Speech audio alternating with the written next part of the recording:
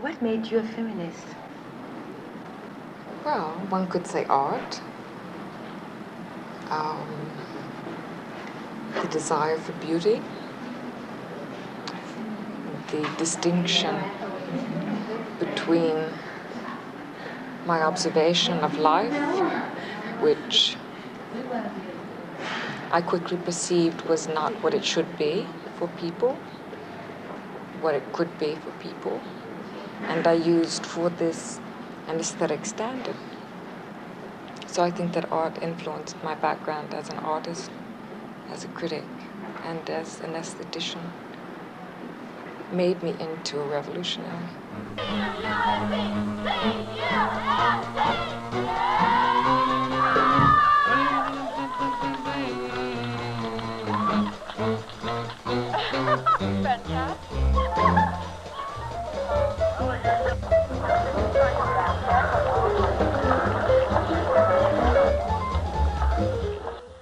It's with great pleasure that I introduce to you T. Grace Atkinson, whose work and writing for a long time I've admired, whose political theory is among the most brilliant political theory being written at this time in history, I think. Yeah, so T. Grace Atkinson.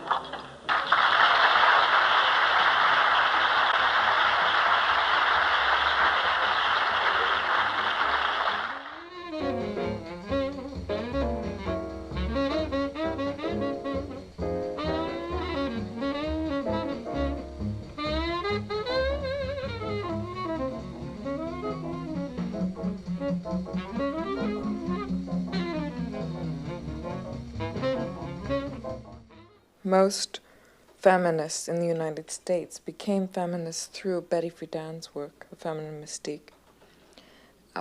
Certain feminists were most influenced by de Beauvoir's work. I certainly have always felt I came out of de Beauvoir's work. I felt that she went after the basic institutions of the society and questioned them. Was just a much more fundamental kind of approach.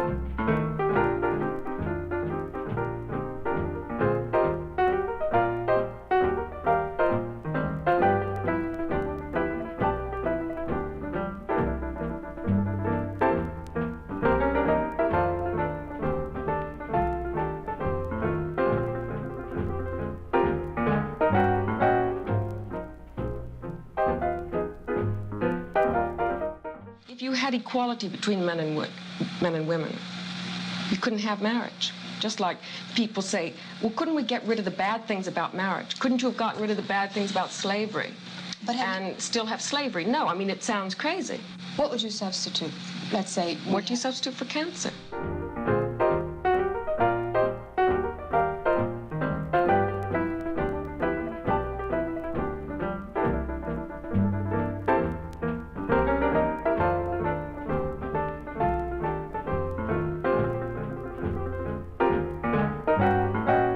The whole feminist movement is in such really bad shape, that it's hard to say that there is any relationship of anything to anything.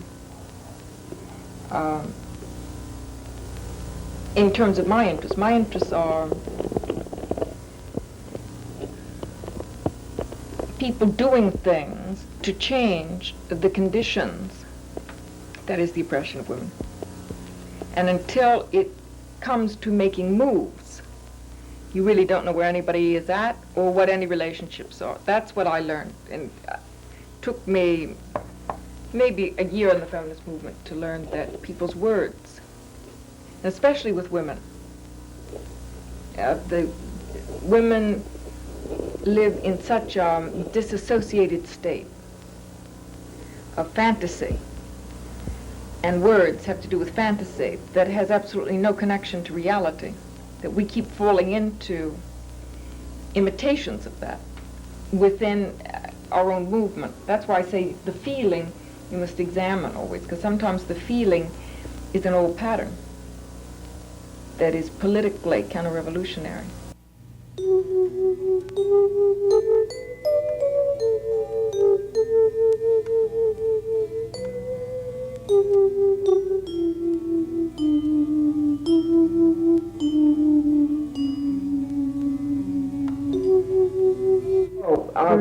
That you'll see when the strategy I had of avoiding what actually happened was that if all feminists just wore a little button saying, I am a lesbian. And that way, see, their whole tactic was, at first men's tactic, anybody who was a feminist and said, I want equal pay, you must be a lesbian, right? And so feminists would say, oh, no, I'm not. Oh, well, you know, maybe I better make my voice quieter and all. So that it would be very easy to co-opt the enemy's strategy by simply assuming, in other words, taking what they were using as a threat and neutralizing it. And what you were saying about prostitution? Oh, I was saying that it was interesting when I suggested that many women who had come to hear the speech, who were women, more radical women, I mean, not so much into feminism, but coming into feminism, said that when I said I'm going to get these buttons made up and I'm going to pass them out, so everybody, I got to list everybody here and you're all going to get a button, right? And some women said they realized they were so upset at the idea of wearing such a button, but they wouldn't be upset about wearing a button, I'm a prostitute. And why not? Yeah. No. And that it raised their consciousness about lesbianism, the significance of lesbianism. It forced them to think about things when it came to, okay, here is this, they understood the tactical values of it, and at their own fear, you know, made them realize the political significance.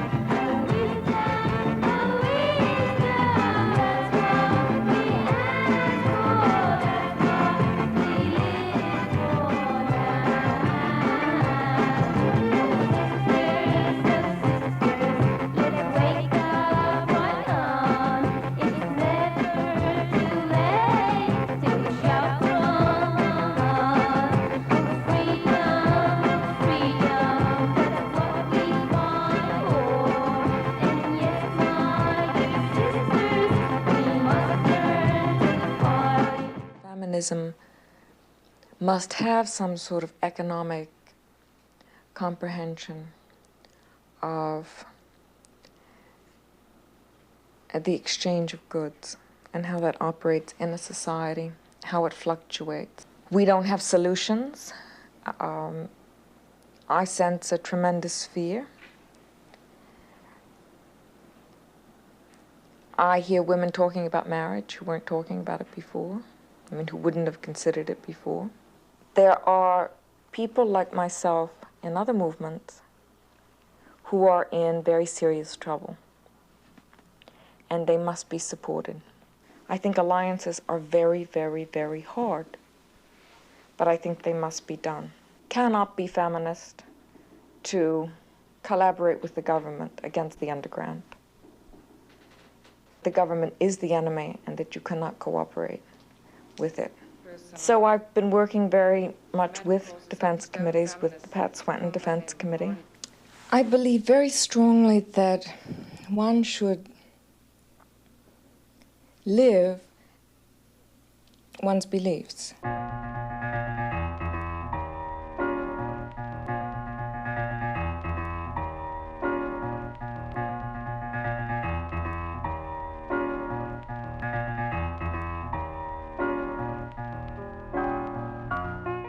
At that time, tactically, I believed that men were the enemy.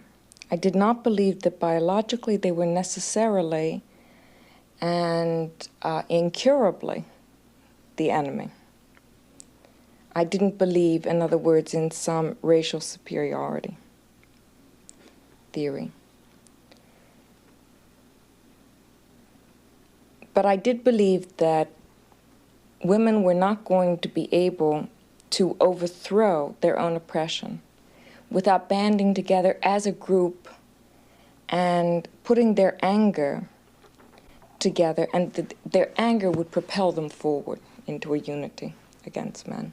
The notion of separatism and separating off from men in order to define ourselves in my own head came about through radical feminism, which for me was almost synonymous with political lesbianism, or the notion of the autonomous woman, which had really nothing to do with sexuality in the terms of a genital sex. It had to do with women finding themselves so that they could then bond together as a strong force to change things. Taking that position, I didn't see how you could say men are the enemy and walk around with them. It was really quite simple.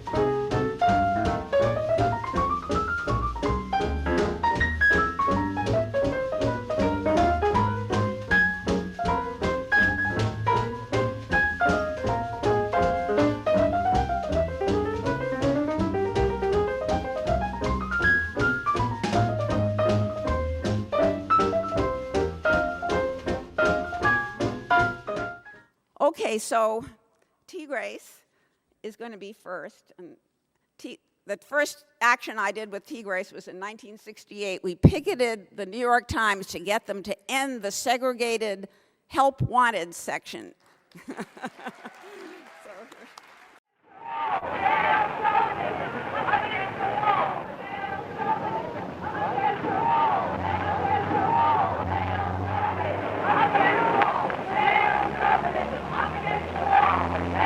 I think that it's simply the question that as long as employers have the collaboration of a paper like the New York Times, which carries the most of the advertising for employment, that they will continue to be able to pay half pay to women, and they would be able to that way make a much higher profit at the expense of over half the population. And this is what just can't be tolerated anymore. I mean, it's ridiculous.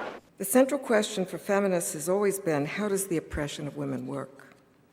Where does it come from, and how is it maintained? We can't dismantle any structures that we do not understand. The period that this conference is devoted to, the late 60s and the very early 70s, was the one in which the very difficult theoretical work, which had never been done before, was begun.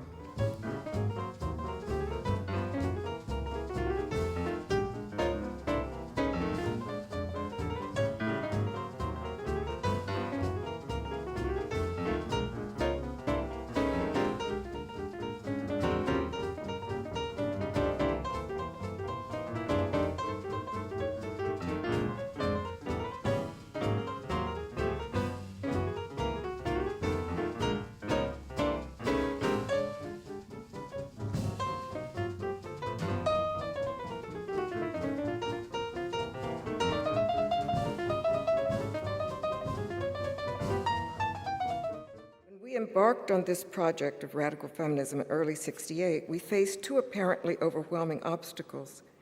Women have always been oppressed throughout history and all over the world. It seems natural. How could something so universal be explained as an injustice? Radical feminism emerges in early '68 as a response to deeper understandings of women's oppression. Beauvoir understands women's oppression by analyzing the particular institutions which define women's lives: marriage, family, motherhood, etc. Family law encompasses several institutions, but some of us determined that the critical point of entry for women is marriage. This involves a state-governed legal contract. The one assumption no one questioned was that women formed a class, and that this class was an artificial one and designed for political purposes to oppress women. We called this artificial class gender. Our mantra was Beauvoir's dictum, "One is not born, but rather becomes a woman." This central assumption that women formed a political class and was the bottom half of a sex class system never precluded the existence of other class systems, equally artificial, systems based upon race or economics and so forth. We generally agreed that the sex class system was the first class system and that the other class systems were generated out of this initial bifurcation. Words are not facts. It is facts which deny all women our humanity, and it is facts we must change.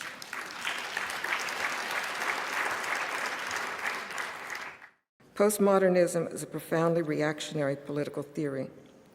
Postmodernism pretends to focus on words, and on words about words, which it calls discourse. As for the pretentious philosophical posturing, by prefacing their claims with words such as metaphysical and epistemological and meta-epistemological and critical theory, these have no purpose other than to intimidate the reader.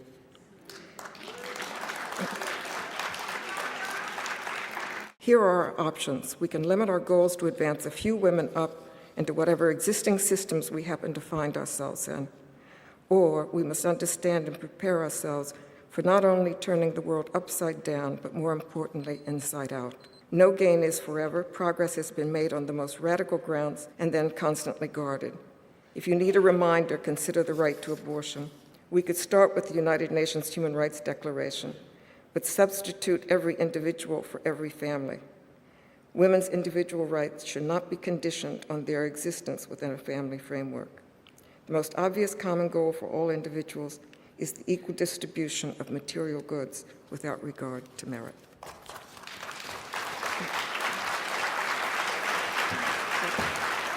I think that transgenderism is definitely a human rights issue. I don't think it's a feminist issue.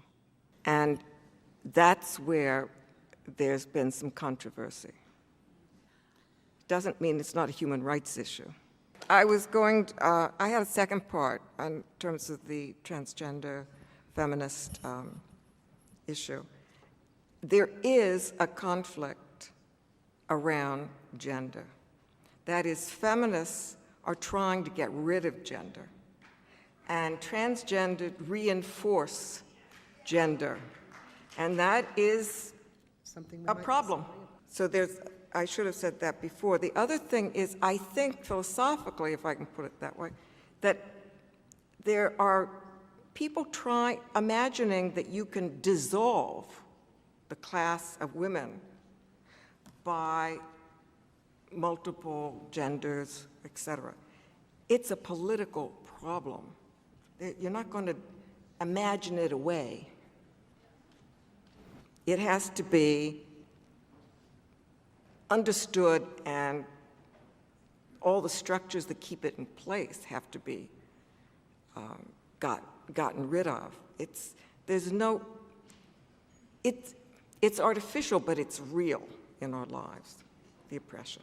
So you're not going to dissolve it by saying, well, there are 59 or 99 sexes or whatever, and so it doesn't exist anymore, right?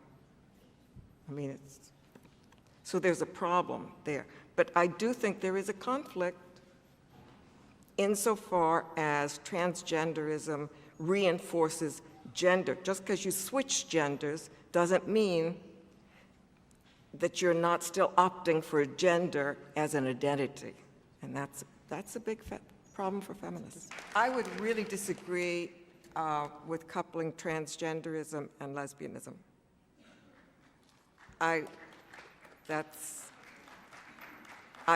Different people feel differently about it, but lesbianism always seemed to me to be a feminist issue. But, not everybody agrees with that. But I think that the idea of saying, well, and coalitions is something else. Sure, coalitions with lots of people with similar goals, but that doesn't mean that it's a feminist issue. That's the distinction I'm trying to make.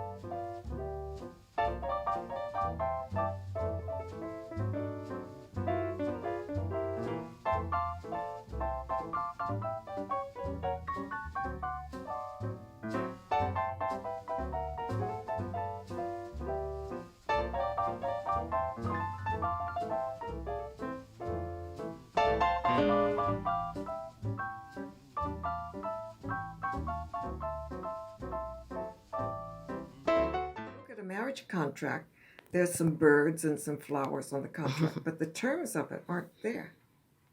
The legal terms of what you're entering into, this legal and social contract, has nothing to do with love.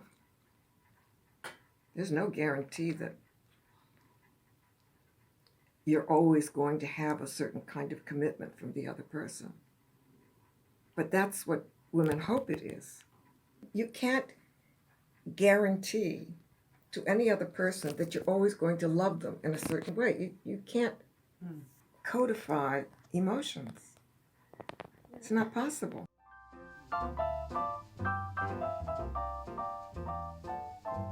The American situation, it's absurd. It's absurd. I mean, you said something like Trump.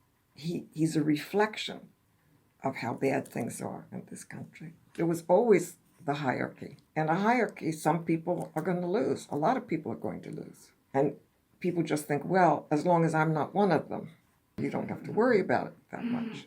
The real estate is being bought up by foreign investors, and the rents have just gotten completely out of control. That's your fight now. It's certainly, one of them. I mean, it's ridiculous. It's ridiculous. And it's been going on certainly probably for at least 10 years. And people are only now starting to talk about it. Now, I don't understand exactly how it works, so how you're going to get out of it. It's sort of like our industry and our whole economy is built around slaughter and weapons. How are you going to get out of that? Well, first of all, you have to figure out what percent, and it's a huge percent of your export, is in munitions. Nobody talks, all this media we have, nobody talks about this. And it's the elephant in the room. Nobody talks about it. You can't solve anything if you don't talk about it. And we poison the whole world with this. Ourselves too. And what do you feel about the ecological disaster? I see that it draws a lot of attention, and I'm a little baffled insofar as it doesn't seem to extend into oppression expressed between people. So it's an issue, and I certainly see how it fits, but it's treated separately. And this is what the powers that be like. Keep all the issues separate. Don't show how they're interconnected. So the environmental movement is siloed or is kept in a separate place. And there are ways in which certainly the chemical industries and the weapons industries poison the environment. And so there are ways in which it fits together. But as soon as you start talking about the way they fit together, then the interest fades, because The then you're money. looking at a bigger fight. What's the good things feminism brought to women? There was a kind of euphoria. Women sort of, say in the 60s and early 70s, that women imagined themselves and their abilities in a completely different way and appreciated each other. And it's partly that was a reflection of themselves. As you accept yourself and you accept other women, this is one kind of lesbianism you can talk about, that is not subsumed so much by the culture at large. But then you have to, take it further and form a critique of the society based on what you find positive in that and what you reject from the society as a whole. That's why it was disappointing when the gay movement bought into the whole marriage thing.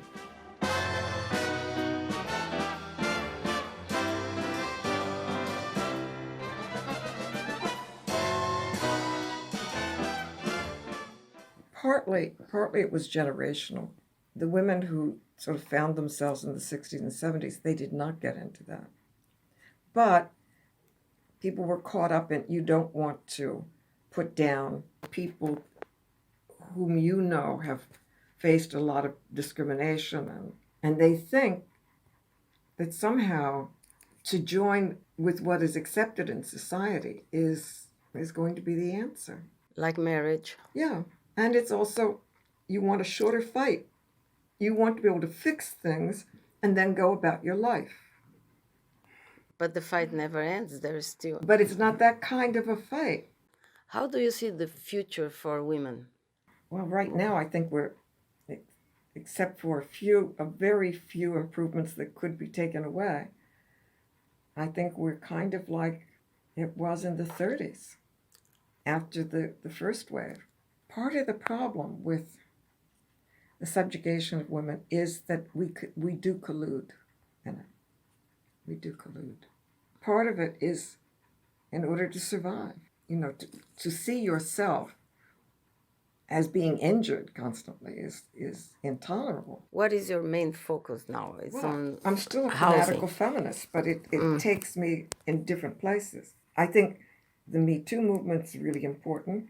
It's been there for a long time. I mean, it hasn't been a movement, but again, you don't know what is true and what is just being filtered through media.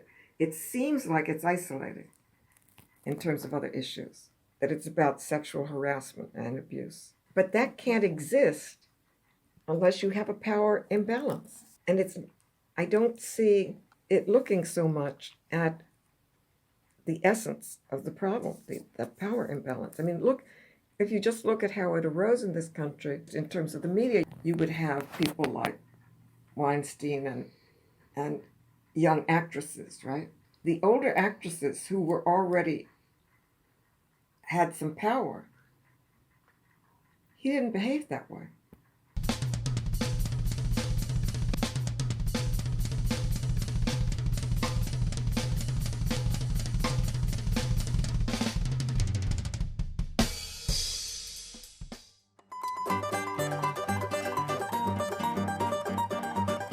The Brazilian situation, from here, it's, from what information I can get, it's difficult to understand how you could go from Lula to this situation, because what Lula represented seemed to be progressive. Well, I can't believe we didn't have business interests we've always seen South America as just a kind of suburb.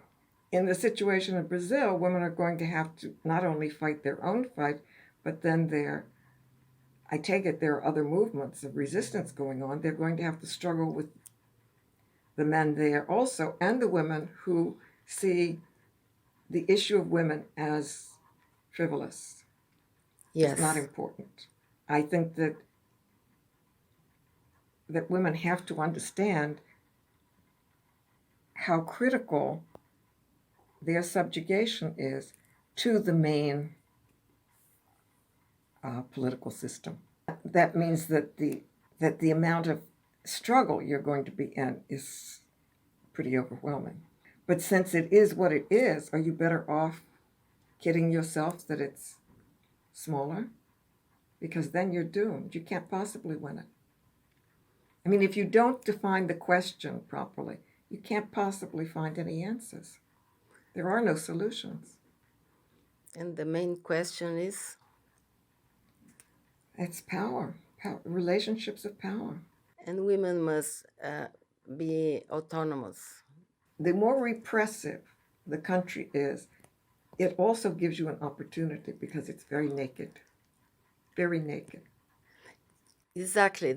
All these women appear because of the oppression this man represents. No cosmetics. But it is very dangerous because he can. Well, of course, just, but yes, it's always. You think it's less dangerous, women who go through their lives submitting themselves and making themselves smaller and smaller so that the man in their life will be the big hero, that they're better off? I mean, just because you're alive doesn't mean you've had a life.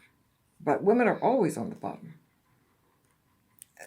In terms of any records we have, women have been on the bottom. So it's our fight. We have to take it on.